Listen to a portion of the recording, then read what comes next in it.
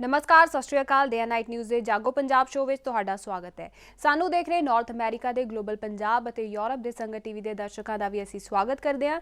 ਸਦੀਆਂ ਤੋਂ ਹੀ ਔਰਤਾਂ ਪੁਰਸ਼ਾਂ ਦੇ ਬਰਾਬਰ ਦਾ ਹੱਕ ਪਾਉਣ ਲਈ ਸੰਘਰਸ਼ ਕਰਦੀਆਂ ਰਹੀਆਂ ਨੇ, ਪਰ ਅੱਜ-ਕੱਲ ਔਰਤਾਂ ਹਰ ਖੇਤਰ ਵਿੱਚ ਮੱਲਾਂ ਮਾਰ ਰਹੀਆਂ ਨੇ, ਫਿਰ ਚਾਹੇ ਉਹ ਪੜ੍ਹਾਈ ਹੋਵੇ ਜਾਂ ਫਿਰ ਖੇਡ ਜਾਂ ਫਿਰ ਰਾਜਨੀਤੀ। ਪਰ ਅੱਜ ਵੀ ਕਈ ਖੇਤਰ ਅਜਿਹੇ ਨੇ ਜਿਸ ਵਿੱਚ ਔਰਤ ਨੂੰ ਸਮਾਜ ਪ੍ਰਵਾਨਗੀ ਨਹੀਂ ਦਿੰਦਾ ਕਿ ਔਰਤ ਨੂੰ ਸਿਰਫ ਗਿਣੇ ਚੁਣੇ ਖੇਤਰਾਂ ਵਿੱਚ ਹੀ ਕਦਮ ਰੱਖਣਾ ਚਾਹੀਦਾ ਹੈ। ਇਸ ਬਾਰੇ ਚਰਚਾ ਲਈ ਆ ਸਾਡੇ ਸਟੂਡੀਓ ਵਿੱਚ ਮੌਜੂਦ ਨੇ ਪੰਜਾਬ ਅਤੇ ਹਰਿਆਣਾ ਹਾਈ ਕੋਰਟ ਦੇ ਐਡਵੋਕੇਟ ਰੀਟਾ ਕੋਹਲੀ ਜੀ। ਰੀਟਾ ਜੀ, ਤੁਹਾਡਾ ਬਹੁਤ-ਬਹੁਤ ਸਵਾਗਤ ਹੈ ਸਾਡੇ ਸਟੂਡੀਓ ਦੇ ਵਿੱਚ। ਸਤਿ ਸ਼੍ਰੀ ਅਕਾਲ। ਰੀਟਾ ਜੀ, ਅੱਜ-ਕੱਲ ਜਿਹੜੀਆਂ ਔਰਤਾਂ ਨੇ ਹਰ ਖੇਤਰ ਦੇ ਵਿੱਚ ਅੱਗੇ ਪਹੁੰਚ ਗਈਆਂ ਨੇ ਤੇ ਪਹਿਲਾਂ ਹੁੰਦਾ ਸੀ ਕਿ ਉਹ ਸਿਰਫ ਹਾਊਸਵਾਈਫ ਹੁੰਦੀ ਸੀ, ਘਰ ਦਾ ਕੰਮਕਾਜ ਹੀ ਸੰਭਾਲਦੀ ਸੀ। ਹੁਣ ਉਹਦੇ ਨਾਲ ਇੱਕ ਹੋਰ ਕੰਮ ਜੁੜ ਗਿਆ ਕਿ ਨੌਕਰੀ ਤੇ ਜਾਂਦੀ ਹੈ। ਕਿ ਇਸ ਨਾਲ ਕੋਈ ਮੁਸ਼ਕਲਾਂ ਪੇਸ਼ ਆਉਂਦੀਆਂ ਨੇ ਔਰਤਾਂ ਨੂੰ? ਦੇਖੋ, ਇਹਦੇ ਵਿੱਚ ਸਾਨੂੰ ਜੇ ਨਜ਼ਰ ਮਾਰੀਏ ਤਾਂ ਸਾਨੂੰ ਆਪਣੇ ਸੋਸ਼ਲ ਸੈਟਅਪ ਤੇ ਦੇਖਣਾ ਪਏਗਾ। ਉਹ ਜ਼ਮਾਨਾ ਸੀ ਜਦੋਂ ਔਰਤਾਂ ਸਿਰਫ ਘਰ ਦੇਖਦੀਆਂ ਸੀ, ਜਦੋਂ ਇੱਕ ਆਦਮੀ ਕਮਾਉਂਦਾ ਸੀ 6 ਜੀ ਬੈਠ ਕੇ ਖਾਂਦੇ ਸੀ। ਹੁਣ ਤੁਹਾਡਾ ਸਟੈਂਡਰਡ ਆਫ ਲਿਵਿੰਗ ਇੰਨਾ ਚੇਂਜ ਹੋ ਗਿਆ, life everything has become so expensive ਕਿ ਹਰ ਇੱਕ ਦੀ ਕੰਟਰੀਬਿਊਸ਼ਨ ਦੀ ਜ਼ਰੂਰਤ ਹੈ। ਕੁਝ ਤਰ੍ਹਾਂ ਉਸ ਨਾਲ ਤੇ ਕੁਝ ਕਿਉਂਕਿ ਉਹਨੂੰ ਪਰਦੇ ਵਿੱਚ ਰੱਖ ਕੇ ਇੰਨਾ ਜ਼ਿਆਦਾ ਅਸੀਂ ਪਿੱਛੇ ਕਰਤਾ ਸੀ ਕਿ ਉਹਨੂੰ ਡਿਸੀਜਨ ਮੇਕਿੰਗ 'ਚ ਅਸੀਂ ਕਿਤੇ ਨਾਲ ਰੱਖਦੇ ਹੀ ਨਹੀਂ ਸੀ। ਸੋ ਉਹ ਸਾਰੇ ਫੈਕਟਰਸ ਮਿਲ ਕੇ ਔਰਤਾਂ ਨੇ ਕਦਮ ਚੁੱਕਿਆ। ਉਹ ਤੁਹਾਡੀ ਗੱਲ ਬਿਲਕੁਲ ਠੀਕ ਹੈ ਕਿ ਕੁਝ ਪਹਿਲਾਂ ਐਸੇ ਸੀਗੇ ਫੀਲਡਸ ਜਿੱਥੇ ਉਹਨਾਂ ਨੂੰ ਐਕਸੈਪਟ ਕੀਤਾ ਜਾਂਦਾ ਹੈ, ਜਿਵੇਂ ਅੱਜ ਵੀ ਜਿਵੇਂ ਟੀਚਿੰਗ ਹੈ, ਹੈਲਥ ਸਰਵਿਸਿਜ਼ ਹੈ, ਉੱਥੇ ਉਹ ਬਹੁਤ ਚੰਗੀ ਤਰ੍ਹਾਂ ਐਕਸੈਪਟਡ ਹੈ। ਬਟ ਇਨ ਅਦਰ ਫੀਲਡਸ ਉਹਨਾਂ ਨੂੰ ਟਾਈਮ ਸੀ ਜਦੋਂ ਉਹਨਾਂ ਨੂੰ ਐਕਸੈਪਟ ਨਹੀਂ ਸੀ ਕੀਤਾ ਜਾਂਦਾ। ਬਟ ਇੱਥੇ ਮੈਂ ਤੁਹਾਡੇ ਨਾਲ ਸ਼ਾਇਦ ਹਾਂ ਨਾ ਮਿਲਾ ਸਕਾਂ ਕਿ ਅੱਜ ਉਹ ਐਕਸੈਪਟੇਬਲ ਨਹੀਂ ਹੈ। I think society has changed. Reasons ਉਹਦੇ ਬਹੁਤ ਸਾਰੇ ਰਹੇ ਹੋਣਗੇ, ਪਰ ਅੱਜ ਉਹਨਾਂ ਨੂੰ ਹਰ ਫੀਲਡ ਦੇ ਵਿੱਚ ਐਕਸੈਪਟੈਂਸ ਮਿਲੀ ਹੈ। ਇਸ 'ਚ ਕੋਈ ਸ਼ੱਕ ਨਹੀਂ ਕਿ ਉਹਨਾਂ ਨੂੰ ਇੱਕ ਆਮ ਇਨਸਾਨ, ਇੱਕ ਆਦਮੀ ਤੋਂ ਡਬਲ ਮਿਹਨਤ ਕਰਨੀ ਪੈਂਦੀ ਹੈ ਟੂ ਪ੍ਰੂਵ ਦੈਮਸੈਲਵਸ ਕਿ ਉਹ ਵੀ ਕੁਝ ਡਿਲੀਵਰ ਕਰ ਸਕਦੇ ਹੈ and they can have expectations from them. ਫਰਕ ਪਿਆ ਹੈ, ਬਟ ਹਾਲੇ ਵੀ ਸੋਸਾਇਟੀ ਟਾਈਮ ਲਏਗੀ ਥੋੜਾ ਚੇਂਜ ਕਰਨ ਨੂੰ। ਤੁਸੀਂ ਕਿ ਐਕਸੈਪਟੈਂਸ ਤਾਂ ਹੈ, ਪਰ ਕੀ ਇਸ ਐਕਸੈਪਟੈਂਸ ਦੇ ਨਾਲ ਉਹਨਾਂ ਦੇ ਜਿਹੜਾ ਸਹੁਰਾ ਪਰਿਵਾਰ ਹੁੰਦਾ ਹੈ ਲੜਕੀ ਦਾ, ਬਿਫੋਰ ਮੈਰਿਜ ਤੇ ਚਲੋ ਕੋਈ ਪ੍ਰੋਬਲਮ ਨਹੀਂ ਹੁੰਦੀ, ਜਦੋਂ ਵਿਆਹ ਹੋ ਜਾਂਦਾ ਹੈ ਉਦੋਂ ਸਹੁਰਾ ਪਰਿਵਾਰ ਐਕਸਪੈਕਟ ਕਰਦਾ ਹੈ ਕਿ ਕੁੜੀ ਘਰ ਦੇ ਕੰਮ ਕਾਜ ਕਰੇ, ਸਵੇਰੇ ਉੱਠ ਕੇ ਬ੍ਰੇਕਫਾਸਟ ਬਣਾਏ, ਫਿਰ ਲੰਚ ਡਿਨਰ 'ਚ ਵੀ ਉਹਨਾਂ ਦੀ ਹੈਲਪ ਕਰੇ। ਮਤਲਬ ਅੱਜ ਵੀ ਸਾਡੇ ਸਮਾਜ ਦੀ ਇਹ ਸੋਚ ਹੈਗੀ ਹੈ ਕਿ ਜਿਹੜਾ ਅਸੀਂ ਖਾਣਾ ਹੈ ਉਹ ਅਸੀਂ ਚਾਹ ਦਾ ਕੱਪ ਜਿਹੜਾ ਹੈ ਅਸੀਂ ਔਰਤ ਦੇ ਹੱਥ ਦਾ ਹੀ ਖਾਈਏ। ਤਾਂ ਕੀ ਐਡਜਸਟਮੈਂਟ ਹੋ ਜਾਂਦੀ ਹੈ? ਤੁਹਾਡੀ ਗੱਲ ਬਿਲਕੁਲ ਠੀਕ ਹੈ। ਕਿਸੇ ਹੱਦ ਤੇ ਸਾਡੀ ਸੋਸਾਇਟੀ ਦੇ ਵਿੱਚ ਇਹ ਜਿਹੜਾ ਫੇਜ਼ ਚੱਲ ਰਿਹਾ ਹੈ, ਇਹ ਟ੍ਰਾਂਜੀਸ਼ਨ ਫੇਜ਼ ਹੈ। ਤੁਸੀਂ ਵੀ ਔਰਤ ਹੋ, ਤੁਸੀਂ ਵੀ ਕੰਮ ਕਰਦੇ ਹੋ, ਤੁਸੀਂ ਵੀ ਘਰ ਸੰਭਾਲਦੇ ਹੋਵੋਗੇ। ਅਸੀਂ ਸਾਰੇ ਇਹ ਦੇਖ ਰਹੇ ਹਾਂ ਕਿ ਟ੍ਰਾਂਜੀਸ਼ਨ ਫੇਜ਼ ਇੱਕ ਜਨਰੇਸ਼ਨ ਚੱਲਿਆ ਹੈ। ਉਹ ਟਾਈਮ ਸਾਡੇ ਪੇਰੈਂਟਸ ਦਾ, ਸਾਡੇ ਮਾਵਾਂ ਦਾ ਟਾਈਮ ਜਦੋਂ ਉਹ ਘਰ ਬੈਠੀਆਂ ਉਹਨਾਂ ਨੇ ਸਿਰਫ ਘਰ ਸੰਭਾਲਿਆ। ਸਾਡਾ ਉਹ ਫੇਜ਼ ਜਦੋਂ ਅਸੀਂ ਮਲਟੀਟਾਸਕਿੰਗ ਕੀਤੀ, ਘਰ ਵੀ ਸੰਭਾਲਿਆ, ਬਾਹਰ ਵੀ ਸੰਭਾਲਿਆ, ਵਿਦ ਓਨਲੀ ਵਨ ਆਬਜੈਕਟਿਵ ਕਿ ਅਸੀਂ ਆਪਣੇ ਆਪ ਨੂੰ ਪ੍ਰੂਵ ਕਰਨਾ ਹੈ ਅਸੀਂ ਕਿਸੇ ਤੋਂ ਘੱਟ ਨਹੀਂ ਹਾਂ। ਸੋ ਉਹ ਕਰਕੇ I am sure next generation ਨੂੰ ਇਹ ਚੀਜ਼ ਨਹੀਂ ਝੇਲਣੀ ਪਏਗੀ, ਕਿਉਂਕਿ ਹੁਣ ਜਿਹੜੇ ਯੰਗਸਟਰਸ हैं, ਜਿਹੜੇ ਬੱਚੇ हैं, ਦੋਨੋਂ ਫਾਈਨੈਂਸ਼ੀਅਲੀ ਬਰਾਬਰ ਕੰਟਰੀਬਿਊਟ ਕਰਦੇ हैं। ਉਹ ਗੱਲ ਅਲੱਗ ਹੈ ਕਿ ਸੱਸ ਸਹੁਰਾ, ਕਿਉਂਕਿ ਉਹ ਪਿਛਲੀ ਜਨਰੇਸ਼ਨ ਹੈ। ਸੋ ਕਿਤੇ ਨਾ ਕਿਤੇ ਆਪਾਂ ਨੂੰ ਆਪ ਵੀ ਉਹ ਐਕਸੈਪਟ ਕਰਨਾ ਪਏਗਾ। ਉਹ ਜਨਰੇਸ਼ਨ ਨਹੀਂ ਚੇਂਜ ਹੋ ਸਕਦੀ। ਅਗਲੀ ਜਨਰੇਸ਼ਨ ਨੂੰ ਜ਼ਰੂਰ ਅਸੀਂ ਜਿਹੜੇ ਵੈਲਿਊ ਸਿਸਟਮ ਦਈਏ ਉਹ ਸਹੀ ਦਈਏ ਤਾਂ ਕਿ ਅੱਗੇ ਤੋਂ ਇਹ ਚੀਜ਼ ਹੌਲੇ ਹੌਲੇ ਬਦਲਦੀ ਜਾਏ। ਬਿਲਕੁਲ। ਪਰ ਰੀਟਾ ਜੀ, ਪਹਿਲੇ ਹੁੰਦਾ ਸੀ ਕਿ ਸਿਰਫ ਸ਼ਹਿਰਾਂ ਦੀਆਂ ਕੁੜੀਆਂ ਜਿਹੜੀਆਂ ਸੀ ਨੌਕਰੀ ਕਰਦੀਆਂ ਸੀ। ਹੁਣ ਪਿੰਡਾਂ ਦੇ ਵਿੱਚ ਵੀ ਕਾਫੀ ਲੜਕੀਆਂ ਨੇ ਜਿਹੜੀਆਂ ਨੌਕਰੀ 'ਚ ਅੱਗੇ ਆ ਰਹੀਆਂ ਨੇ ਵੱਧ ਚੜ੍ਹ ਕੇ।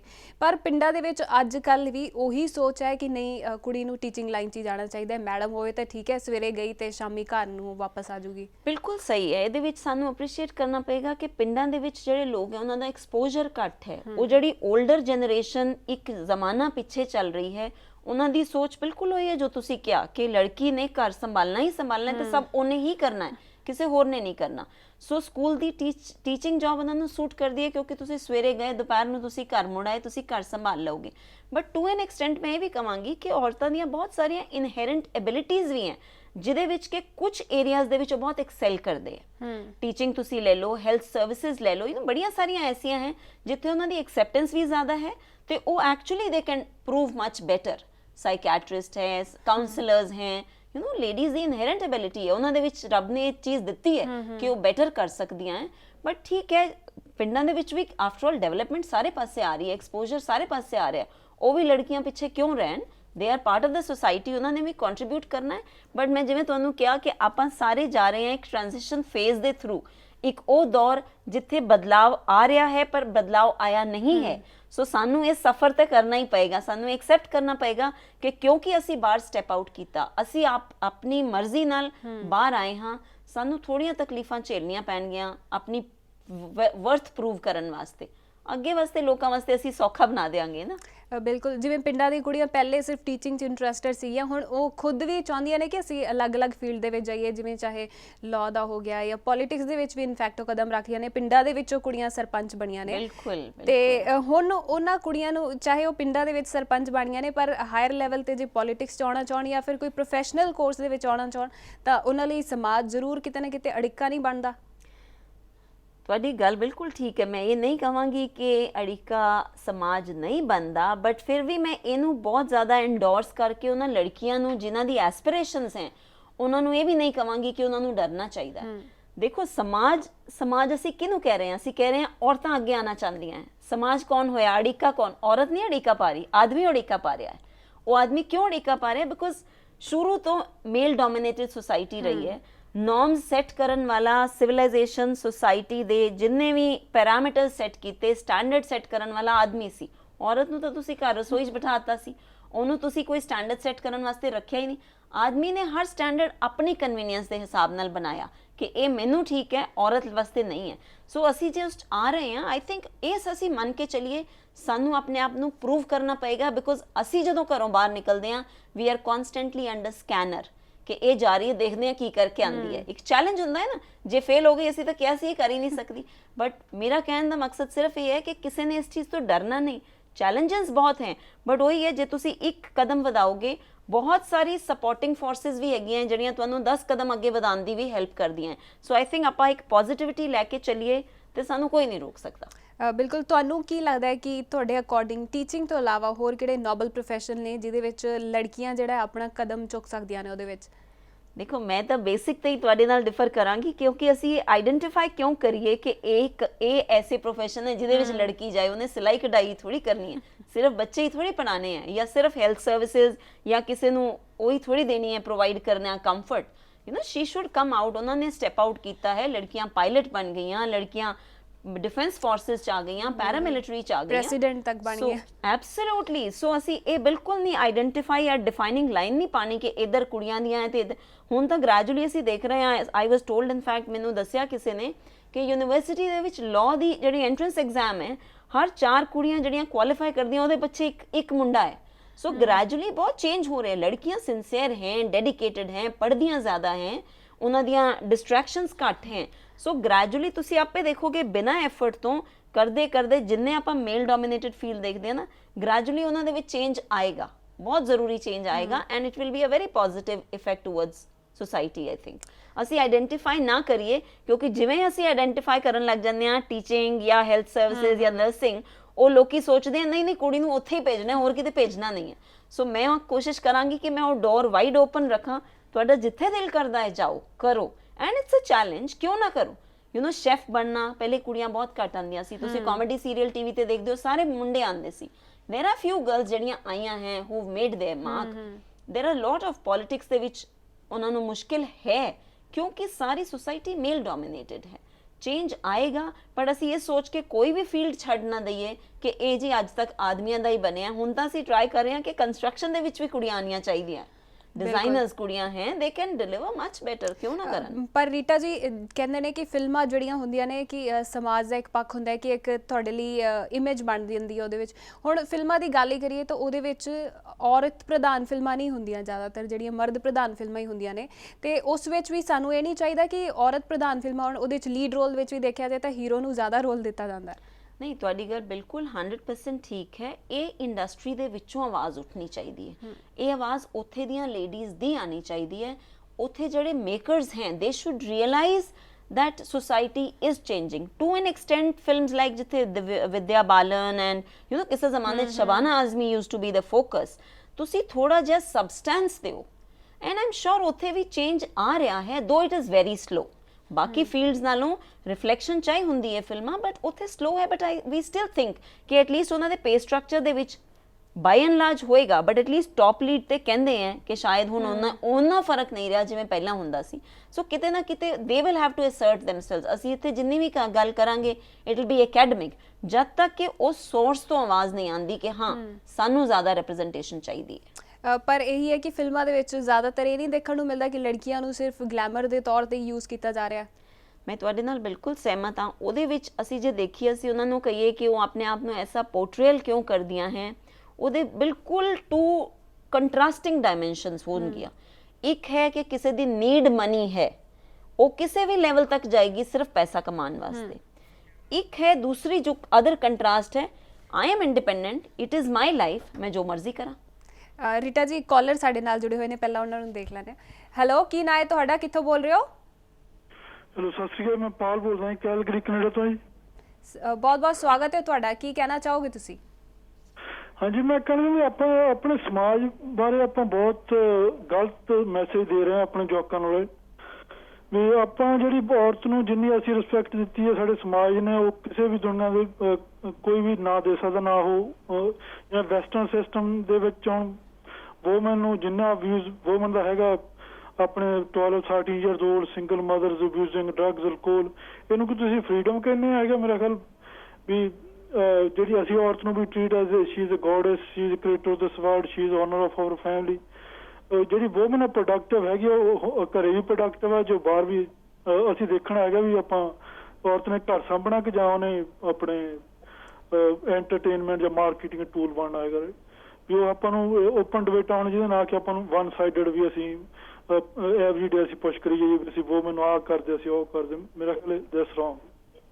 ਬਹੁਤ ਬਹੁਤ ਤੁਹਾਡਾ ਆਪਣੇ ਵਿਚਾਰ ਰੱਖਣ ਲਈ। ਤੇ ਤੁਸੀਂ ਕਹਿਣਾ ਚਾਹੋਗੇ ਇਹਨਾਂ ਦਰਸ਼ਕ ਨੂੰ ਕੁਝ? ਹਾਂ, ਮਤਲਬ ਮੇਰਾ ਸਿਰਫ ਇਹ ਕਹਿਣਾ ਹੈ ਕਿ ਅਸੀਂ ਨਾ ਤੇ ਕਿਸੇ ਨੂੰ ਉਹਨਾਂ ਦੇ ਟਰੈਕ ਤੋਂ ਡੀਰੇਲਮੈਂਟ ਕਰ ਰਹੇ ਹਾਂ। ਜੋ ਇਹਨਾਂ ਨੇ ਕਿਹਾ ਸਾਡੇ ਸਮਾਜ 'ਚ ਬਹੁਤ ਇੱਜ਼ਤ ਹੈ, ਆਈ ਬੈਗ ਟੂ ਡਿਫਰ। ਇਹ ਇੱਕ ਮੇਲ ਜਿੰਨਾ ਉਹ ਕਹਿੰਦੇ ਨਾ ਕਿ ਸਾਡੀ ਹਿਪੋਕ੍ਰੈਟਿਕ ਸੋਚ ਹੈ। ਅਸੀਂ ਕਹਿੰਦੇ ਹਾਂ ਅਸੀਂ ਉਹਨੂੰ ਲక్ష్ਮੀ ਵੀ ਬਣਾਤਾ, ਅਸੀਂ ਉਹਨੂੰ ਦੇਵੀ ਵੀ ਬਣਾਤਾ, ਦੁਰਗਾ ਵੀ ਬਣਾ ਕੇ ਮੰਦਿਰਾਂ 'ਚ ਰੱਖਤਾ। ਤੂੰ ਇੱਥੇ ਬੈਠੀ ਰਹਿ, ਜਦੋਂ ਮੇਰਾ ਦਿਲ ਕਰੇਗਾ ਮੈਂ ਆ ਕੇ ਧੂਫ ਬੱਤੀ ਕਰ ਲਾਂਗਾ, ਮੈਂ ਜੋ ਮਰਜ਼ੀ ਬਾਹਰ ਜਾ ਕੇ ਕਰਾਂ। ਨੰਬਰ 1।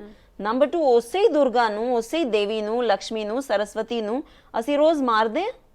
ਇਹ ਕੀ ਸੁਸਾਇਟੀ ਹੋਈ? ਇਟ ਇਜ਼ ਕੰਪਲੀਟ ਹਿਪੋਕ੍ਰੈਟਿਕਲ ਐਟੀਟਿਊਡ ਕਿ ਸਾਡੇ ਦੇ ਬਿਲਕੁਲ ਸਹੀ ਹੈ। ਕਿਸੇ ਜ਼ਮਾਨੇ 'ਚ ਇਸੇ ਕੰਟਰੀ ਦੇ ਵਿੱਚ, ਮੁਲਕ ਦੇ ਵਿੱਚ ਔਰਤ ਦੀ ਬਹੁਤ ਇੱਜ਼ਤ ਸੀ, ਪਰ ਸਾਨੂੰ ਅੱਜ ਆਪਣੇ ਅੰਦਰ ਝਾਂਕਣਾ ਪਏਗਾ। ਅੱਜ ਅਸੀਂ ਕਰਦੇ ਹਾਂ, ਕੋਈ ਸੜਕ ਤੇ ਜਾਂਦੀ ਲੜਕੀ ਨੂੰ ਜਦੋਂ ਉੱਪਰ ਤੋਂ ਨੀਚੇ ਤੱਕ ਦੇਖਦੇ ਹਾਂ, ਉਦੋਂ ਅਸੀਂ ਭੁੱਲ ਜਾਂਦੇ ਹਾਂ ਦੁਰਗਾ ਤੇ ਦੇਵੀ ਹੈ। ਬਿਲਕੁਲ। ਸੋ ਆਈ ਥਿੰਕ ਸਾਨੂੰ ਆਪਣੇ ਆਪ ਤੇ ਪਹਿਲੇ ਅੰਦਰ ਨਜ਼ਰ ਪਾਣੀ ਪਏਗੀ, ਕੁਝ ਵੀ ਹੋਰ ਕਹਿਣ ਤੋਂ ਪਹਿਲਾਂ। ਰੀਟਾ ਜੀ, ਤੁਸੀਂ ਖੁਦ ਲਾਅ ਪ੍ਰੋਫੈਸ਼ਨ ਦੇ ਵਿੱਚ ਹੋ। ਇਹ ਇੱਕ ਅਜਿਹਾ ਫੀਲਡ ਹੈ, ਅਜਿਹਾ ਖੇਤਰ ਹੈ ਜਿਹਨੂੰ ਆਮ ਤੌਰ ਤੇ ਪਸੰਦ ਨਹੀਂ ਕੀਤਾ ਜਾਂਦਾ, ਲੜਕੀਆਂ ਕਰਕੇ ਖਾਸ ਕਰਕੇ। ਉਹਨਾਂ ਨੂੰ ਪਹਿਲੇ ਤੇ ਬਹੁਤ ਜ਼ਿਆਦਾ ਸੀ, ਹੁਣ ਖੈਰ ਥੋੜਾ ਘਟ ਗਿਆ। ਪਰ ਕੀ ਅਜਿਹੇ ਪ੍ਰੋਫੈਸ਼ਨ ਦੇ ਵਿੱਚ ਕੋਈ ਮੁਸ਼ਕਲਾਂ ਆਉਂਦੀਆਂ ਨੇ ਲੜਕੀਆਂ ਨੂੰ? ਦੇਖੋ, ਮੈਨੂੰ ਇਸ ਪ੍ਰੋਫੈਸ਼ਨ ਦੇ ਵਿੱਚ 20 ਸਾਲ ਹੋ ਗਏ। ਸੋ 20 ਸਾਲ ਪਹਿਲਾਂ ਜਦੋਂ ਅਸੀਂ ਆਏ ਸੀ, ਇਹ ਗੱਲ ਬਿਲਕੁਲ ਠੀਕ ਸੀ ਕਿ ਲੜਕੀਆਂ ਨੂੰ ਐਕਸੈਪਟੈਂਸ ਉਨੀ ਜ਼ਿਆਦਾ ਨਹੀਂ ਸੀ। ਅਸੀਂ ਜਦੋਂ ਕੋਰਟ ਦੇ ਵਿੱਚ ਵੀ ਜਾਂਦੇ ਸੀ, ਨਾਰਮਲ ਪਰਸੈਪਸ਼ਨ ਇਹ ਹੁੰਦੀ ਸੀ ਕਿ ਇਹ ਤਾਂ ਸਟਾਪ ਗੈਪ ਅਰੇਂਜਮੈਂਟ ਹੈ, ਕੁੜੀਆਂ ਆਉਣਗੀਆਂ, ਸਾਲ 2 ਸਾਲ ਨੂੰ ਵਿਆਹ ਹੋ ਜਾਏਗਾ ਤੇ ਤੁਰ ਜਾਣਗੀਆਂ। I mean they will not be serious for the profession. But ਅੱਜ ਦੀ ਤਾਰੀਖ ਦੇ ਵਿੱਚ ਸਿਨੈਰੀਓ ਬਹੁਤ ਬਦਲ ਗਿਆ ਹੈ। सारे लोग एक्सेप्ट करते हैं कि लड़कियां ज़्यादा सिंसियर हैं, ज़्यादा डेडिकेटेड हैं। ਉਹਦੇ ਵਿੱਚ ਮੈਂ ਇਹ ਵੀ ਕਹਾਂਗੀ ਕਿ ਅੱਜ strength of the girls has increase tremendously. बहुत ज़्यादा लड़कियां हैं मेरे को ऐसे ऑफिस तो वो आंदी है कि सानू जी कोई एसोसीएट लॉयर ਲੱਭ ਕੇ ਦਿਓ ਜਿਹੜੀ ਕੁੜੀ ਹੋਵੇ, ਕਿਉਂਕਿ ਉਹਨਾਂ ਨੂੰ ਲੱਗਦਾ ਹੈ ਕਿ ਕੁੜੀ ਦੀ ਡਿਸਟਰੈਕਸ਼ਨ ਘੱਟ ਹੈ, ਉਹ ਕੁੜੀ ਆਏਗੀ ਤੇ ਕੰਮ ਜ਼ਿਆਦਾ ਕਰੇਗੀ। ਪਲੱਸ ਮੈਂ ਆਪ ਗਵਰਨਮੈਂਟ ਵਾਲਾ ਆਈ ਬੀਨ, ਹੁਣ ਮੈਂ ਐਡੀਸ਼ਨਲ ਐਡਵੋਕੇਟ ਜਨਰਲ ਹਾਂ ਤੇ ਮੈਂ ਗਵਰਨਮੈਂਟ ਦੇ ਨਾਲ ਮੇਰੇ ਖਿਆਲ ਪਿਛਲੇ 12 ਸਾਲ ਤੋਂ ਹਾਂ। ਮੈਂ ਗਵਰਨਮੈਂਟ ਦੇ ਵਿੱਚ ਵੀ ਸ਼ਿਫਟ ਇਹਨਾਂ ਮਾਈਂਡਸੈਟਸ ਦੇਖਿਆ ਹੈ ਕਿ ਅੱਜ ਦੀ ਤਾਰੀਖ ਦੇ ਵਿੱਚ ਮੋਸਟ ਸੈਂਸਿਟਿਵ ਕੇਸਿਸ ਜਾਂ ਜਿੱਥੇ ਬਹੁਤ ਹਾਈ ਸਟੇਕ ਹੋਣ, ਉਹ ਗਵਰਨਮੈਂਟ ਬੜੇ ਆਰਾਮ ਨਾਲ ਸਾਡੇ ਤੇ ਕੌਨਫੀਡੈਂਸ ਲੈ ਕੇ ਸਾਨੂੰ ਇੰਟਰਸਟ ਕੀਤੇ ਜਾਂਦੇ ਹੈ ਕਿ ਇਹ ਜ਼ਿਆਦਾ ਅੱਛੀ ਤਰ੍ਹਾਂ ਕਰਨਗੇ। ਸੋ ਆਈ ਥਿੰਕ ਇਹ ਓਵਰਆਲ ਪਰਸੈਪਸ਼ਨ ਦਾ ਚੇਂਜ ਸ਼ਿਫਟ ਆਇਆ ਹੈ, ਬੜਾ ਗ੍ਰੈਜੂਅਲ, ਬਟ ਹੁਣ ਇਹ ਬਹੁਤ ਹੱਦ ਤੱਕ ਆ ਚੁੱਕਿਆ ਹੈ ਤੇ ਇਹ ਐਕਸੈਪਟੇਬਿਲਿਟੀ ਆ ਚੁੱਕੀ ਹੈ। ਬਲਕਿ ਸਾਨੂੰ ਹੁਣ ਇੱਕ ਐਡਵਾਂਟੇਜ ਹੈ, ਜਿੰਨੇ ਸੈਂਸਿਟਿਵ ਮੈਟਰਸ ਹੋਣਗੇ, ਕੋਈ ਐਸਾ ਟ੍ਰਿਕੀ ਇਸ਼ੂ ਹੋਏਗਾ, ਉਹਨਾਂ ਨੂੰ ਲੱਗਦਾ ਹੈ ਕਿ ਕੁੜੀਆਂ ਪਲਾਏਬਲ ਨਹੀਂ ਹੈ, ਕੋਈ ਦੂਸਰੀ ਪਾਰਟੀ ਸਾਨੂੰ ਅਪਰੋਚ ਨਹੀਂ ਕਰ ਸਕਦੀ, ਬਹੁਤ ਡਰਦੇ ਆ ਸਾਡੇ ਕੋਲ ਆਉਂਦੇ ਬੰਦਿਆਂ ਨਾਲ, ਤਾਂ ਉਹਨਾਂ ਨੂੰ ਲੱਗਦਾ ਦੂਜਿਆਂ ਨਾਲ ਮਿਲ ਜਾਣਗੇ। ਸੋ ਹੁਣ ਸਾਨੂੰ ਇਹ ਐਡਵਾਂਟੇਜ ਲੱਗਣ ਲੱਗ ਗਿਆ ਕਿ ਸਾਨੂੰ ਬੀਇੰਗ ਅ ਗਰਲ ਇੱਕ ਤੁਹਾਨੂੰ ਥੋੜਾ ਟਾਈਮ ਜ਼ਰੂਰ ਲੱਗਦਾ ਆਪਣੀ ਕ੍ਰੈਡੀਬਿਲਿਟੀ ਸੈੱਟ ਕਰਨ ਤੇ, ਬਟ ਉਸ ਤੋਂ ਬਾਅਦ ਫਿਰ ਕੋਈ ਤੁਹਾਡੇ ਨਾਲ ਟਿੰਕਰ ਨਹੀਂ ਕਰਦਾ। ਦੇ feel that you are no nonsense person। ਸੋ ਮੈਨੂੰ ਤਾਂ ਲੱਗਦਾ ਕਿ ਹੁਣ ਮੈਨੂੰ ਐਡਵਾਂਟੇਜ ਹੈ। ਤੇ ਜੇ ਲੜਕੀਆਂ ਅਜਿਹੇ ਕਿਸੇ ਪ੍ਰੋਫੈਸ਼ਨ ਦੇ ਵਿੱਚ ਹੋਣ, ਲਾਅ ਵਰਗੇ, ਐਡਵੋਕੇਟ ਹੈ ਜਾਂ ਫਿਰ ਮੀਡੀਆ ਫੀਲਡ ਦੇ ਵਿੱਚ ਹੈ ਜਾਂ ਹੋਰ ਵੀ ਕਈ ਪ੍ਰੋਫੈਸ਼ਨ ਨੇ ਜਿਵੇਂ 에ਅਰ ਹੋਸਟੈਸ ਹੋ ਗਈ, ਤਾਂ ਉਹਨਾਂ ਨੂੰ ਕਿਤੇ ਨਾ ਕਿਤੇ ਵਿਆਹ ਕਰਵਾਉਣ ਦੇ ਵਿੱਚ ਮੁਸ਼ਕਿਲ ਨਹੀਂ ਆਉਂਦੀ? ਕਿਉਂਕਿ ਜਨਰਲੀ ਲੋਕ ਇਹੀ ਚਾਹੁੰਦੇ ਨੇ ਕਿ ਕੁੜੀ ਜਿਹੜੀ ਹੋਵੇ ਉਹ ਟੀਚਰ ਹੀ ਹੋਵੇ। ਤੁਹਾਡਾ ਬਹੁਤ ਅੱਛਾ ਸਵਾਲ ਹੈ and I must compliment you for the question. ਇਹ ਗੱਲ ਤੁਹਾਡੀ 100% ਸਹੀ ਹੈ। ਮੈਂ ਤੁਹਾਡੀਆਂ ਸਾਰੀਆਂ ਗੱਲਾਂ ਨਾਲ ਥੋੜੀ ਜਿਹੀ ਡਿਫਰ ਕਰ ਰਹੀ ਸੀ, ਬਟ ਇੱਥੇ I think I can't afford to differ, ਕਿਉਂਕਿ ਤੁਸੀਂ ਬਿਲਕੁਲ ਸਹੀ ਗੱਲ ਕਹੀ। ਪੁਲਿਸ ਪ੍ਰੋਫੈਸ਼ਨ ਦੇ ਵਿੱਚ ਮੈਨੂੰ ਲੱਗਦਾ, ਮੈਂ ਸੋਚਦੀ ਸੀ ਅੱਜ ਤੱਕ ਕਿ ਮੀਡੀਆ ਵਾਲਿਆਂ ਨੂੰ ਇੰਨੀ ਦਿੱਕਤ ਨਹੀਂ ਆਉਂਦੀ, ਬਟ ਜੇ ਤੁਸੀਂ ਮੀਡੀਆ ਵੀ ਇਨਕਲੂਡ ਕੀਤਾ ਹੈ, ਲਾਅ ਤੇ ਪੁਲਿਸ, ਇਹਦੇ ਵਿੱਚ ਤਾਂ ਬਹੁਤ ਦਿੱਕਤ ਹੈ ਉਹਨਾਂ ਵਿਚਾਰਿਆਂ ਨੂੰ। ਮਤਲਬ ਜੇ ਤੁਸੀਂ ਸਾਡੇ ਆਸ-ਪਾਸ ਹੀ ਅਸੀਂ ਦੇਖੀਏ, very lot of successful lawyers are single, ਕਿਉਂਕਿ ਇੱਕ ਵਾਰੀ ਜੇ ਤੁਸੀਂ ਪ੍ਰੋਫੈਸ਼ਨ 'ਚ ਪੈ ਗਏ, ਇੱਕ ਤਾਂ ਇਹ ਪ੍ਰੋਫੈਸ਼ਨਸ ਡਿਮਾਂਡਿੰਗ ਹੁੰਦੇ ਆ। ਜਿਵੇਂ ਮੈਂ ਤੁਹਾਨੂੰ ਪਹਿਲੇ ਕਿਹਾ, ਟੂ ਪ੍ਰੂਵ ਯੋਰਸੈਲਫ ਤੁਹਾਨੂੰ ਇੱਕ ਆਦਮੀ ਤੋਂ, ਇੱਕ ਆਮ ਆਦਮੀ ਤੋਂ ਡਬਲ ਕੰਮ ਕਰਨਾ ਪੈਂਦਾ ਹੈ ਤਾਂ ਤੁਹਾਨੂੰ ਕੋਈ ਪ੍ਰੋਫੈਸ਼ਨ ਸੀਰੀਅਸਲੀ ਲੈਂਦਾ ਹੈ। ਸੋ ਡਬਲ ਕੰਮ ਕਰਦੇ ਕਰਦੇ ਤੁਹਾਡਾ ਹੀ ਆਪਣਾ ਲਾਈਫ ਦਾ ਫੋਕਸ ਸ਼ਿਫਟ ਹੋ ਜਾਂਦਾ ਹੈ ਪ੍ਰੋਫੈਸ਼ਨ ਤੇ ਜਿਹੜੇ ਵੀ ਮੁੰਡੇ ਤੁਸੀਂ ਦੇਖੋ ਜਿੱਥੋਂ ਆਪਾਂ ਆ ਰਹੇ ਹਾਂ, ਸਾਡੀ ਬੈਕਗ੍ਰਾਉਂਡ ਅਰੇਂਜ ਮੈਰਿਜਸ ਦੀ, ਪੇਰੈਂਟਸ ਤਾਂ ਡਰ ਜਾਂਦੇ, ਉਹ ਕਹਿੰਦੇ ਕੁੜੀ ਵਕੀਲ ਹੈ ਜੀ, ਪਤਾ ਨਹੀਂ ਘਰ ਹੀ ਰੋਜ਼ ਵਕਾਲਤ ਕਰੇਗੀ। ਸੋ ਫਰਕ ਤਾਂ ਹੈ, ਉਹਨੂੰ ਵੀ ਟਾਈਮ ਲੱਗੇਗਾ। ਟ੍ਰਾਂਜੀਸ਼ਨ ਫੇਜ਼ ਸਾਨੂੰ ਸਫਰ ਕਰਨਾ ਹੀ ਪਏਗਾ। ਪਰ ਇਹ ਤੁਹਾਡੀ ਗੱਲ ਬਿਲਕੁਲ ਸਹੀ ਹੈ, ਸੋਸਾਇਟੀ ਨੂੰ ਚੇਂਜ ਹੋਣਾ ਪਏਗਾ, ਐਕਸੈਪਟੇਬਿਲਿਟੀ ਸੋਸਾਇਟੀ 'ਚ ਆਉਣੀ ਚਾਹੀਦੀ ਹੈ। ਸਾਡੇ ਯੰਗ ਮੁੰਡਿਆਂ 'ਚ ਸੋਸਾਇਟੀ ਦੈਟ ਮਾਈਂਡਸੈਟ ਆਉਣਾ ਚਾਹੀਦਾ ਹੈ ਕਿ ਇਹ ਵੀ ਕੰਟਰੀਬਿਊਟ ਓਨਾ ਹੀ ਕਰ ਰਹੇ ਹਨ ਟੂ ਦ ਸੋਸਾਇਟੀ ਜਿੰਨਾ ਅਸੀਂ ਕਰਦੇ ਹਾਂ। They can also be as productive as we are. So ਜਦੋਂ ਤੱਕ ਉਹ ਐਕਸੈਪਟੇਬਿਲਿਟੀ ਨਹੀਂ ਆਉਂਦੀ ਨਾ, ਉਹਦੇ ਵਿੱਚ ਉਹ ਈਗੋ ਕਲੈਸ਼ਸ ਐਂਡ ਸੋ ਮੈਨੀ ਥਿੰਗਸ ਆਰ ਦੇਅਰ। ਰੀਟਾ ਜੀ, ਕਾਲਰ ਸਾਡੇ ਨਾਲ ਜੁੜੇ ਹੋਏ ਨੇ। ਹੈਲੋ, ਕੀ ਨਾਂ ਹੈ ਤੁਹਾਡਾ, ਕਿੱਥੋਂ ਬੋਲ ਰਹੇ ਹੋ? मेरा नाम डॉक्टर गुप्ता, मैं सैन फ्रांसिस्को कैलिफोर्निया ਤੋਂ ਬੋਲ ਰਿਹਾ ਹਾਂ। ਬਹੁਤ-ਬਹੁਤ ਸਵਾਗਤ ਹੈ ਤੁਹਾਡਾ। ਕੀ ਕਹਿਣਾ ਚਾਹੋਗੇ ਤੁਸੀਂ? ਮੈਂ ਜੀ ਪਿਛਲੇ 3-4 ਦਿਨ ਤੋਂ ਤੁਹਾਡਾ ਟੈਲੀਵਿਜ਼ਨ ਦੇਖ ਰਹੇ ਹਾਂ ਇੰਟਰਨੈਟ ਤੇ। ਹਾਂਜੀ। ਤੇ ਬੜੀ ਖੁਸ਼ੀ ਹੋਈ, ਤੁਸੀਂ ਬਹੁਤ ਹੀ ਸੋਹਣੇ ਪ੍ਰੋਗਰਾਮ ਦੇ ਰਹੇ ਹੋ ਤੇ ਜਿਹੜੀ ਸਬਜੈਕਟ ਤੇ ਗੱਲ ਕਰ ਰਹੇ ਹੋ, ਤੁਹਾਡੀ ਗੱਲ ਬਿਲਕੁਲ ਠੀਕ ਹੈ। ਇਹ ਬਹੁਤ ਅਨਫੋਰਚੂਨੇਟ ਹੈ ਕਿ ਅੱਜ ਹਿੰਦੁਸਤਾਨ ਦੀਆਂ ਕੁੜੀਆਂ, ਪੰਜਾਬ ਦੀਆਂ ਕੁੜੀਆਂ ਇੰਨੀਆਂ ਪੜ੍ਹੀਆਂ ਲਿਖੀਆਂ, ਇੰਨੀਆਂ ਹੁਸ਼ਿਆਰ ਤੇ ਇੰਨੀਆਂ ਅਕਲਮੰਦ ਨੇ, ਪਰ ਉਹਨਾਂ ਦੀ ਉਸ ਕੰਟਰੀ ਦੇ ਵਿੱਚ ਕੋਈ ਇੱਜ਼ਤ ਨਹੀਂ ਹੈਗੀ, ਨਾ ਹੀ ਕੋਈ ਉਹਨਾਂ ਨੂੰ ਕੋਈ ਫੇਵਰ ਕਰਦਾ ਹੈ, ਨਾ ਹੀ ਉਹਨਾਂ ਨੂੰ ਕੋਈ ਕਿਸੇ ਗੱਲ ਤੇ ਰਿਸਪੈਕਟ ਹੁੰਦੀ ਹੈ ਉਹਨਾਂ ਦੀ। ਤੇ ਇਹਨੂੰ ਬਦਲਣਾ ਮੇਰੇ ਖਿਆਲ 'ਚ ਬਹੁਤ ਜ਼ਰੂਰੀ ਹੈ। ਕਿੰਨਾ ਆਸਾਨ ਹੈ ਬਦਲਣਾ, ਇਹ ਮੈਨੂੰ ਨਹੀਂ ਪਤਾ।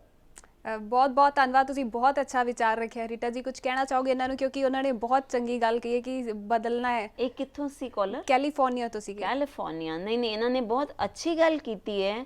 ਪਰ ਮੈਂ ਇਹ ਕਹਾਂਗੀ ਕਿ ਜਦੋਂ ਕੋਈ ਆਦਮੀ, ਕੋਈ ਪੰਜਾਬੀ ਫੋਰਨ ਜਾਂਦਾ ਹੈ, ਕਹਿੰਦੇ ਹੈ ਕਿ ਦੁਨੀਆ 'ਚ ਤੁਹਾਨੂੰ ਪੋਟੈਟੋ, ਆਲੂ ਤੇ ਸਰਦਾਰ ਜਾਂ ਸਿੱਖ ਪੰਜਾਬੀ ਕਿਤੇ ਵੀ ਮਿਲ ਜਾਂਦੇ ਹੈ, ਉਹਨਾਂ ਨੂੰ ਅਪਰੀਸ਼ੀਏਟ ਕੀਤਾ ਜਾਂਦਾ ਉਹਨਾਂ ਦੀ ਐਂਟਰਪ੍ਰਾਈਜ਼ਿੰਗ ਸਪਿਰਿਟ ਵਾਸਤੇ। ਅਸੀਂ ਜਿਹੜੀਆਂ ਇੱਥੋਂ ਔਰਤਾਂ ਅੱਜ ਤੱਕ NRI ਮੈਰਿਜਸ ਤੇ ਗਈਆਂ, ਉਹ ਅਸੀਂ ਅਨਪੜ੍ਹਾਂ ਨੂੰ ਲੈ ਗਏ, ਕੰਮ ਅਸੀਂ ਉੱਥੇ ਉਹਨਾਂ ਨੂੰ ਕਰਨ ਨਹੀਂ ਦਿੱਤਾ, ਉਹਨਾਂ ਨੂੰ ਵੀ ਰਸੋਈ 'ਚ ਪਾ ਦਿੱਤਾ।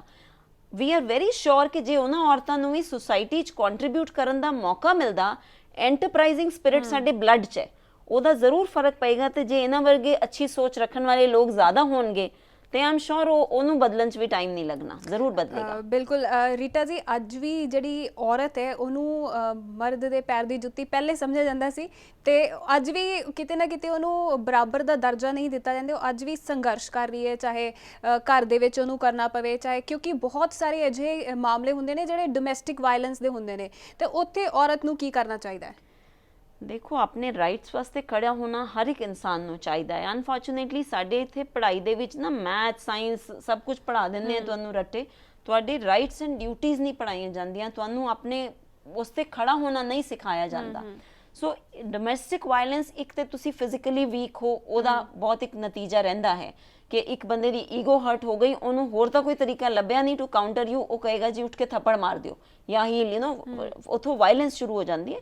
ਆਈ ਥਿੰਕ ਉਹ ਤਾਂ ਟੋਲਰੇਟ ਕਰਨਾ ਸਾਨੂੰ ਬਿਲਕੁਲ ਨਹੀਂ ਚਾਹੀਦਾ, ਬਟ ਉਹਦਾ ਮਤਲਬ ਇਹ ਵੀ ਨਹੀਂ ਹੈ ਕਿ ਅਸੀਂ ਹਰ ਘਰ ਤੋੜੀਏ, ਅਸੀਂ ਮੈਰਿਜਸ ਨੂੰ ਬ੍ਰੇਕ ਕਰੀਏ, ਬਟ ਸਮਵੇਅਰ ਇਹ ਮੈਸੇਜ ਬਹੁਤ ਸਟਰੋਂਗਲੀ ਦੇਣਾ ਪਏਗਾ ਕਿ ਵਾਇਲੈਂਸ, ਫਿਜ਼ੀਕਲ ਵਾਇਲੈਂਸ ਤਾਂ ਬਿਲकुल नहीं, क्रूरटी बाकी सब इशूज आते हैं, वो बोथ साइड्स दे आते हैं, बट आई थिंक इतने किते ना किते सानू अपने राइट्स वास्ते आप जदों तक खड़ा नहीं होना होवांगे ਸੁਸਾਇਟੀ ਨਹੀਂ ਕੁਝ ਕਰ ਪਰ ਸਕਦੀ। ਇਸ ਮਾਮਲੇ ਦੇ ਵਿੱਚ ਕਿਤੇ ਨਾ ਕਿਤੇ ਹਾਊਸਵਾਈਫ ਥੋੜੀ ਜਿਹੀ ਪਿੱਛੇ ਰਹਿ ਜਾਂਦੀ ਹੈ। ਜੇ ਪ੍ਰੋਫੈਸ਼ਨਲ ਕੋਰਸ ਵਾਲੀ ਹੋਵੇ, ਕੋਈ ਜੌਬ ਕਰਦੀ ਹੈ ਲੜਕੀ, ਤਾਂ ਉਹ ਆਪਣੇ ਮੁੱਦੇ ਜ਼ਿਆਦਾ ਚੰਗੇ ਤਰੀਕੇ ਨਾਲ ਨਹੀਂ ਚੁੱਕ ਲੈਂਦੀ। ਇਹ ਗੱਲ ਤੁਹਾਡੀ ਠੀਕ ਹੈ, ਬਟ ਹਾਊਸਵਾਈਫ ਅਸੀਂ ਕਹੀਏ ਪਿੱਛੇ ਰਹਿ ਜਾਂਦੀ ਹੈ, ਹਰ ਹਾਊਸਵਾਈਫ, ਇਹ ਵੀ ਗਲਤ ਹੈ। ਹਾਊਸਵਾਈਫ ਉਹ ਪਿੱਛੇ ਰਹਿ ਜਾਂਦੀ ਹੈ ਜਿਹੜੀ ਗਰੋ ਕਰਨਾ ਛੱਡ ਦਿੰਦੀ ਹੈ।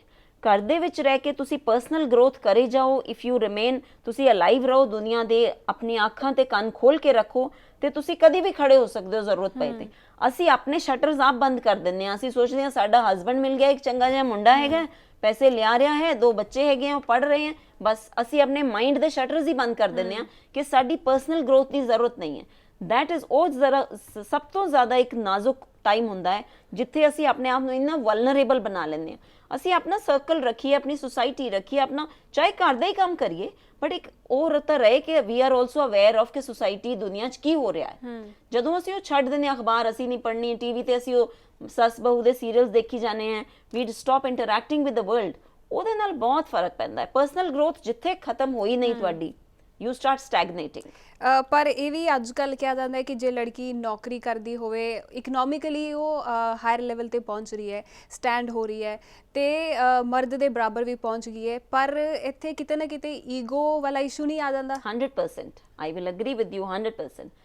ਤੁਸੀਂ ਹੋ, ਮੈਂ ਹਾਂ, ਅਸੀਂ ਆਪਣੇ ਫੀਲਡ ਦੇ ਵਿੱਚ ਬਹੁਤ ਐਕਸੈਲ ਕਰ ਰਹੇ ਹਾਂ, ਅਸੀਂ ਸਭ ਬਹੁਤ ਅੱਛੇ ਪੈਕੇजेस ਲੈ ਕੇ at the end of the day ਘਰ ਆਉਂਦੇ ਹਾਂ।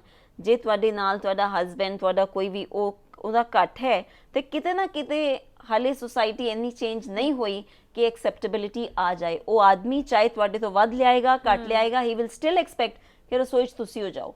ਸੋ ਇਹ ਆਈ ਥਿੰਕ ਇਹ ਉਹੀ ਅਸੀਂ ਐਕਸਪੈਕਟ ਕਰਦੇ ਹਾਂ ਕਿ ਅੱਗੇ ਦੀ ਜਨਰੇਸ਼ਨ ਦੇ ਵਿੱਚ ਕੁਝ ਚੀਜ਼ਾਂ ਸਾਨੂੰ ਇਨਹੈਰੈਂਟ ਮੰਨ ਕੇ ਚੱਲਣੀਆਂ ਹੈ ਕਿ ਥੋੜਾ ਫਰਕ ਰਹਿਣਾ ਹੀ ਹੈ ਹਮੇਸ਼ਾ। ਸਾਡੀ ਜਿਹੜੀਆਂ ਕੁਆਲਿਟੀਜ਼ ਨੇ ਉਹ ਸਾਡੇ ਵਿੱਚ ਹੀ ਰਹਿਣਗੀਆਂ, ਤੇ ਜੇ ਉਹਨਾਂ ਦਾ ਲੱਗਦਾ ਹੈ ਦੈਟ ਦੇ ਆਫਟਰ ਆਲ ਸਦੀਆਂ ਤੋਂ ਸੁਸਾਇਟੀ ਆਦਮੀ ਆਪਣੇ ਆਪ ਨੂੰ ਸੁਪੀਰੀਅਰ ਮੰਨਦਾ ਆ ਰਿਹਾ ਹੈ, ਸੋ ਅੱਜ ਅਸੀਂ ਉਹਨੂੰ ਇੱਕਦਮ ਕਹਿੰਦੇ ਹਾਂ ਕਿ ਤੇਰਾ ਪੈਕੇਜ ਘੱਟ ਹੈ ਤੇ ਸਾਡਾ ਵੱਧ ਹੈ, it is very difficult for him to accept. So ਕਿਤੇ ਨਾ ਕਿਤੇ ਸਾਨੂੰ ਵੀ we have to play it down ਕਿ ਕੋਈ ਗੱਲ ਨਹੀਂ, ਜੇ ਅਸੀਂ ਲਿਆ ਰਹੇ ਹਾਂ, ਨਾਟ ਦੈਟ ਕਿ ਅਸੀਂ ਕੋਈ ਆਪਣੀ ਧੌਂਸ ਦਿਖਾਣੀ ਹੈ, ਅਸੀਂ ਉਹਨੂੰ ਪਲੇ ਡਾਊਨ ਕਰੀਏ ਤੇ ਉਹਨੂੰ ਥੋੜਾ ਜਿਹਾ ਚੇਂਜ ਕਰਨਾ ਪਏਗਾ। ਇਹ ਮਿਲ ਜੁਲ ਕੇ ਗੱਲ ਹੋਏਗੀ, ਅਦਰਵਾਈਜ਼ ਇਹ ਚੇਂਜ ਨਹੀਂ ਆਣਾ। ਬਟ ਤੁਸੀਂ ਬਿਲਕੁਲ ਠੀਕ ਕਿਹਾ, ਈਗੋ ਕਲੈਸ਼ਸ ਬਹੁਤ ਜ਼ਿਆਦਾ ਹੈ। ਕੀ ਹੁਣ ਜਿਹੜੇ ਪ੍ਰੋਫੈਸ਼ਨ ਨੇ ਉਹਦੇ ਵਿੱਚ ਔਰਤਾਂ ਨੂੰ ਐਕਸੈਪਟੈਂਸ ਮਿਲ ਜਾਂਦੀ ਹੈ? ਹਰ ਇੱਕ ਪ੍ਰੋਫੈਸ਼ਨ ਦੇ ਵਿੱਚ ਬਰਾਬਰ ਦੀ ਐਕਸੈਪਟੈਂਸ ਮਿਲ ਜਾਂਦੀ ਹੈ? ਬਰਾਬਰ ਦੀ ਕਾਫੀ ਹੱਦ ਤੱਕ ਦੇਖੋ ਚੇਂਜ ਆ ਰਿਹਾ ਹੈ, ਉਹ ਆਪਣੇ ਆਪ ਨੂੰ ਐਕਸੈਲ ਕਰ ਰਹੀਆਂ ਹੈ, ਕਰਨਗੀਆਂ, ਟਾਈਮ ਵੀ ਲੱਗੇਗਾ। ਅਸੀਂ ਸੋਚੀਏ ਓਵਰਨਾਈਟ ਦੇਖ, ਜੇ ਆਪਾਂ ਪਿਛਲੇ ਕੁਝ ਦਿਨ 'ਚ ਦੇਖੀਏ, UGC ਜਾਂ UPSC ਨੇ ਇੱਕ ਐਡ ਕੱਢੀ ਕਿ ਕਿਉਂਕਿ ਵਿਮਨ ਘੱਟ ਪੇ ਸਕੇਲ ਤੇ ਮਿਲ ਜਾਂਦੀ ਹੈ ਤੇ ਔਰਤਾਂ ਦੀ ਭਰਤੀ ਕਰੋ। ਹੁਣ ਇਹ ਤਾਂ ਜ਼ਿਆਦਤੀ ਹੋ ਗਈ ਨਾ, ਕਿ ਬਿਕੋਜ਼ ਚਲੋ ਕਿਸੇ ਦੀ ਨੀਡ ਹੋ ਗਈ, ਕਿਸੇ ਨੇ ਕੰਮ ਕਰਨਾ ਹੈ, ਬਟ ਤੁਸੀਂ ਕਹੋ ਕਿ ਤੁਸੀਂ ਪੇ ਸਕੇਲਸ ਦੇ ਵਿੱਚ ਵੀ ਫਰਕ ਪਾਓਗੇ। ਸੋ ਕਿਤੇ ਨਾ ਕਿਤੇ ਇਹ ਡਿਪਿਕਟ ਕਰਦਾ ਹੈ ਤੁਹਾਡਾ ਸੁਸਾਇਟੀ ਦਾ ਮਾਈਂਡਸੈਟ, ਮੇਲ ਡੋਮੀਨੇਟਡ ਸੁਸਾਇਟੀ, ਜਿਹੜੇ ਰੂਲਸ ਰੈਗੂਲੇਸ਼ਨਸ ਬਣਾਉਣ ਵਾਲੀ ਹੈ ਉਹ ਸੁਸਾਇਟੀ। ਉਹ ਹੁਣ ਕੋਈ ਕਵੇ ਕਾਲਰ ਕੋਈ ਅਮਰੀਕਾ ਤੋਂ ਕਹੇ ਕਿ ਜੀ ਅਮਰੀਕਾ 'ਚ ਵੀ ਇਦਾਂ ਹੀ ਹੁੰਦਾ ਹੈ ਜੀ, ਇੱਥੇ ਨਹੀਂ ਹੁੰਦਾ। ਅਸੀਂ ਇੱਕ ਜਨਰਲ ਪਰਸੈਪਸ਼ਨ ਦੀ ਗੱਲ ਕਰ ਰਹੇ ਹਾਂ, ਇੱਕ ਨਾਰਮਲ ਮੇਲ ਡੋਮੀਨੇਟਡ ਮਾਈਂਡਸੈਟ, ਉਹ ਕਿਤੇ ਵੀ ਹੋ ਸਕਦਾ ਹੈ। ਸਿਰਫ ਸਾਡੇ ਜਦੋਂ ਅਸੀਂ ਆਪਣੇ ਇੰਡੀਅਨ ਸਿਨੈਰੀਓ ਦੀ ਗੱਲ ਕਰਦੇ ਹਾਂ ਤਾਂ ਉਹਦੇ ਵਿੱਚ ਹੋਰ ਬੜੇ ਸਾਰੇ ਸੋਸ਼ਲ ਮੁੱਦੇ ਜੁੜ ਜਾਂਦੇ ਹੈ, ਬਟ ਅਦਰਵਾਈਜ਼ ਇਹ ਮਾਈਂਡਸੈਟ ਹੈ ਹੀ ਹੈ ਕਿ ਔਰਤ ਉਹੀ ਨੌਕਰੀ ਤੁਸੀਂ ਬੰਦੇ ਨੂੰ ਦਿੰਦੇ ਹੋ ਜ਼ਿਆਦਾ ਪੈਸੇ ਤੇ, ਔਰਤ ਨੂੰ ਦਿੰਦੇ ਹੋ ਘੱਟ ਪੈਸੇ ਤੇ। that is a little unfair। ਅਸੀਂ ਆਪ ਹੀ ਆਪਣੀ ਔਰਤਾਂ ਦੇ ਨਾਲ ਫੇਅਰ ਨਹੀਂ ਹਾਂ, ਜਦ ਕਿ ਮਲਟੀਟਾਸਕਿੰਗ ਔਰਤ ਜ਼ਿਆਦਾ ਕਰ ਰਹੀ ਹੈ, ਉਹਨੂੰ ਜ਼ਿਆਦਾ ਦੇਣਾ ਚਾਹੀਦਾ ਹੈ, ਬਟ ਇਹ ਤਾਂ ਅਨਫੋਰਚੂਨੇਟ ਰੀਸੈਂਟਲੀ ਇੱਕ ਰੀਟਾ ਜੀ ਸਟੱਡੀ ਵੀ ਕੀਤੀ ਗਈ ਸੀ ਕਿ ਜਿਹੜੀਆਂ ਔਰਤਾਂ ਨੇ ਇੰਡੀਆ ਦੇ ਵਿੱਚ, ਉਹ 90% ਔਰਤਾਂ ਨੇ ਜਿਹੜੀਆਂ ਮੈਰਿਡ, ਜਿਹੜੀਆਂ ਸਟ੍ਰੈਸਡ ਨੇ, ਤੇ ਇਸ ਸਟ੍ਰੈਸ ਦਾ ਕਾਰਨ ਕਿਤੇ ਇਹੀ ਤਾਂ ਨਹੀਂ ਕਿ ਉਹ ਮਲਟੀਟਾਸਕਿੰਗ ਨੇ, ਘਰ ਵੀ ਸੰਭਾਲੀਆਂ ਨੇ ਤੇ ਨੌਕਰੀ ਵੀ? ਸਹੀ, ਬਿਲਕੁਲ ਸਹੀ। ਇਹ ਤੇ ਤੁਹਾਡੇ ਸਪਾਊਸ, ਤੁਹਾਡੇ ਪਾਰਟਨਰ, ਤੁਹਾਡੇ ਇਨ-ਲॉज, ਤੁਹਾਡੇ ਪੈਰੈਂਟਸ, ਹਰ ਇੱਕ ਨੂੰ ਜ਼ਿੰਮੇਵਾਰੀ ਲੈਣੀ ਪਏਗੀ ਜੇ ਉਹ ਕੰਟਰੀਬਿਊਟ ਕਰ ਰਹੀ ਹੈ। ਇੱਕ ਔਰਤ ਇਨਹੈਰੈਂਟ ਐਬਿਲਿਟੀ, ਆਪਣੀ ਕੁਆਲਿਟੀ ਕਰਕੇ ਉਹਦਾ ਅੱਧਾ ਮਾਈਂਡ ਬੱਚਿਆਂ ਨਾਲ ਰਹਿੰਦਾ ਹੈ, ਬੱਚਿਆਂ ਦੀ ਪੜ੍ਹਾਈ, ਜੇ ਕੋਈ ਬੱਚਾ ਬਾਹਰ ਗਿਆ ਹੈ, ਹਰ ਹਾਫ ਮਾਈਂਡ ਇਜ਼ देयर। ਫਿਰ ਉਹਨੂੰ ਇਹ ਵੀ ਪਤਾ ਕਿ ਰਾਤੀ ਘਰ 'ਚ ਰਿਸ਼ਤੇਦਾਰ ਆ ਰਹੇ ਹਨ ਤੇ ਖਾਣਾ ਕੀ ਬਣਾਉਣਾ ਹੈ, she is the one who is worrying. So ਉਹਦਾ ਮਾਈਂਡ ਓਵਰ ਸਟ੍ਰੈਸ ਬਿਲਕੁਲ ਹੈ। ਮੈਂ ਉਹੀ ਕਹਿ ਰਹੀ ਹਾਂ ਨਾ, ਆਦਮੀ ਤੋਂ ਤੇ ਔਰਤ ਨੂੰ ਕਿਤੇ ਡਬਲ ਪੇ ਮਿਲਣਾ, ਪੈਕੇਜ ਮਿਲਣਾ ਚਾਹੀਦਾ ਹੈ, ਬਿਕੋਜ਼ ਉਹਦਾ ਮਾਈਂਡ ਜੇ ਉਹ ਘਰ 'ਚ ਨਹੀਂ ਵੀ ਹੈ, she is thinking about office also. ਉਹ ਘਰ 'ਚ ਹੈ, ਆਫਿਸ 'ਚ ਹੈ, ਘਰ, you know, she is never, her mind is never free। ਉਹ ਬੱਚਿਆਂ ਦੇ ਵਿੱਚ ਵੀ ਹੈ, ਉਹ ਹਸਬੈਂਡ ਦੇ ਵਿੱਚ ਵੀ ਹੈ, ਉਹ ਐਕਸਟੈਂਡਡ ਫੈਮਿਲੀ ਦੇ ਵਿੱਚ ਵੀ ਹੈ, ਜਦਕਿ ਹਸਬੈਂਡ ਦਾ ਫੋਕਸ ਇੱਕ ਟਾਈਮ ਤੇ ਸਿਰਫ ਇੱਕ ਰਹਿੰਦਾ ਹੈ। ਸੋ ਕਿਤੇ ਨਾ ਕਿਤੇ ਔਰਤਾਂ ਕਿਤੇ ਜ਼ਿਆਦਾ ਕਰ ਰਹੀਆਂ ਹੈ from their personal human abilities, ਸਿਰਫ ਇਸ ਵਾਸਤੇ ਸੋ ਦੈਟ ਅਸੀਂ ਐਕਸੈਪਟ ਕੀਤੇ ਜਾਈਏ ਸੋਸਾਇਟੀ ਦੇ ਵਿੱਚ ਕਿ ਅਸੀਂ ਵੀ ਡਿਲੀਵਰ ਕਰ ਸਕਦੇ ਹਾਂ। ਬਿਲਕੁਲ, ਔਰਤ ਦੀ ਐਕਸੈਪਟੈਂਸ ਬਹੁਤ ਜ਼ਰੂਰੀ ਹੈ ਤੇ ਉਹ ਇਸ ਲਈ ਸੰਘਰਸ਼ ਕਰ ਰਹੀ ਹੈ, ਹਾਲੇ ਵੀ ਕਰ ਰਹੀ ਹੈ। ਤੁਹਾਡਾ ਰੀਟਾ ਜੀ, ਤੁਸੀਂ ਸਾਡੇ ਸਟੂਡੀਓ ਦੇ ਵਿੱਚ ਆਏ, ਤੁਹਾਡਾ ਬਹੁਤ ਬਹੁਤ ਧੰਨਵਾਦ ਇਸ ਲਈ। ਸ਼ੁਕਰੀਆ ਜੀ। ਜਾਗੋ ਪੰਜਾਬ ਦੇ ਇਸ ਸ਼ੋਅ ਵਿੱਚ ਅੱਜ ਦੇ ਲਈ ਬਸ ਇੰਨਾ ਹੀ। ਕੱਲ੍ਹ ਇੱਕ ਨਵੀਂ ਸ਼ਖਸੀਅਤ ਅਤੇ ਇੱਕ ਨਵੇਂ ਮੁੱਦੇ ਦੇ ਨਾਲ ਮੁੜ ਹਾਜ਼ਰ ਹੋਵਾਂਗੇ। ਇਹ ਸ਼ੋਅ ਤੁਹਾਨੂੰ ਕਿਹੋ ਜਿਹਾ ਲੱਗਿਆ ਸਾਨੂੰ ਲਿਖਣਾ ਨਾ ਭੁੱਲਿਓ editor@dayanightnews.com ਤੇ। ਮੈਨੂੰ ਇਜਾਜ਼ਤ ਦਿਓ, ਧੰਨਵਾਦ। ਖਬਰਾਂ ਦੀ ਦੁਨੀਆ ਵਿੱਚ ਆਓ, ਸਾਡੇ ਨਾਲ ਕਦੇ ਵੀ ਤੇ ਕਿਤੋਂ ਵੀ ਜੁੜੋ। ਆਪਾਂ ਮਿਲਾਂਗੇ ਫੇਸਬੁੱਕ ਤੇ, ਅਸੀਂ ਦਿਖਾਂਗੇ YouTube ਤੇ, ਸਾਨੂੰ ਫੋਲੋ ਕਰੋ ਟਵਿੱਟਰ ਤੇ। ਖਬਰਾਂ ਨਾਲ ਜੁੜੇ ਰਹੋ ਦਿਨ ਰਾਤ।